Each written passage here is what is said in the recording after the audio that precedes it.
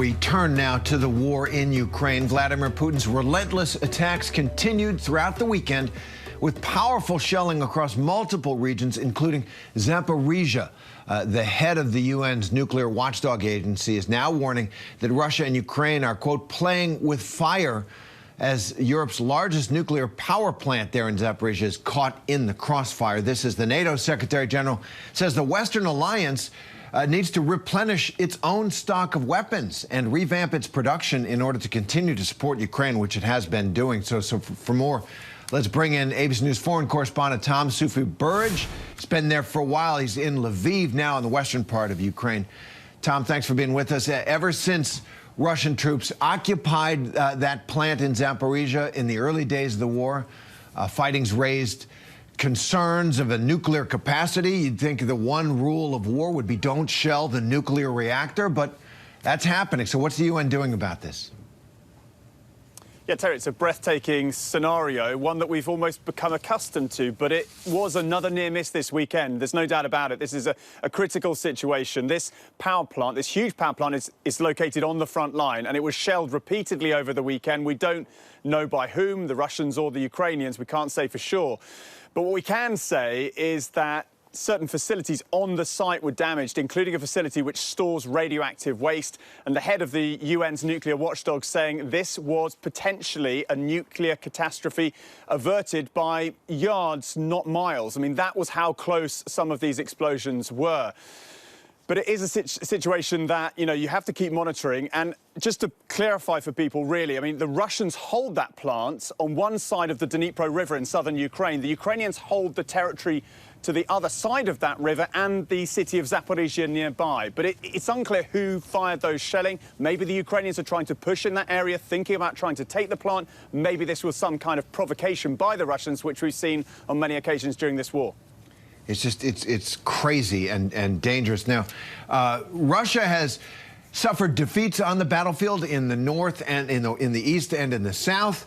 And now they've turned to the tactic of just pounding civilian power grids and key infrastructure, causing widespread blackouts, leaving millions without heat and electricity. You're in Lviv now, which has been, you know, it's in the western part of the country, so not as badly damaged. But how is it there, and what do you hear about healthcare centers and other critical infrastructure that Ukrainians need in this winter?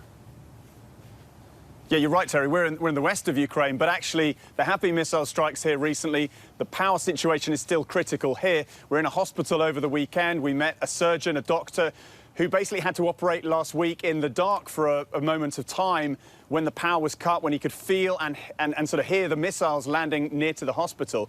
And the World Health Organization has come out with a pretty significant assessment saying that this winter in Ukraine will be life-threatening for millions of people. You think about hospitals, incubators for newborn babies, blood transfusion equipment, all of it needs power. And this is a critical situation for the country right now. The UN body, the World Health Organization, also saying that more than 700 health facilities have been struck during this war since Russia invaded. And the UN saying, again, that all of those incidents are potential war crimes.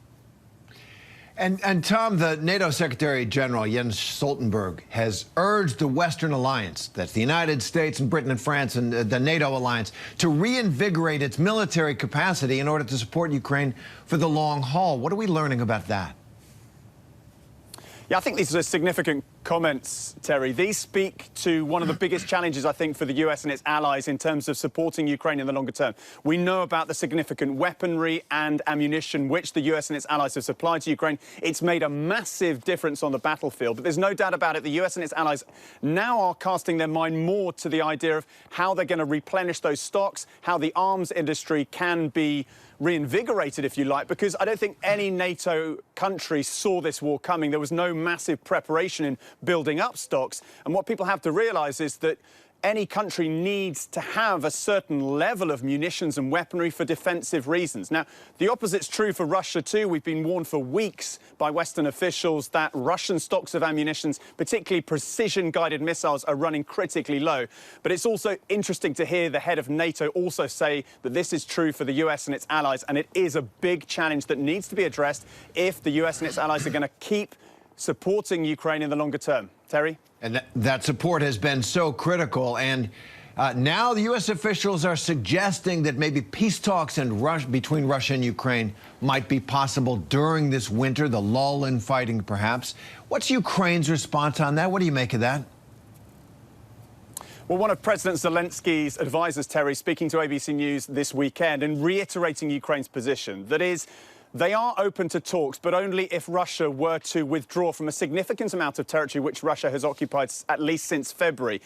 And there's no sign that Vladimir Putin is willing to do that. So I think, you know, the talk of peace talks, credible peace talks at this point in time is not realistic. There's no sign that the fighting on the battlefield is slowing down. If anything, we're seeing very intense fighting now out in eastern Ukraine.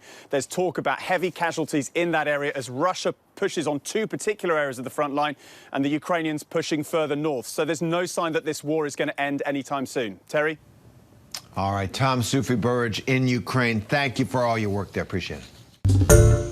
Hi, everyone. George Stephanopoulos here. Thanks for checking out the ABC News YouTube channel. If you'd like to get more videos, show highlights, and watch live event coverage, click on the right over here to subscribe to our channel. And don't forget to download the ABC News app for breaking news alerts. Thanks for watching.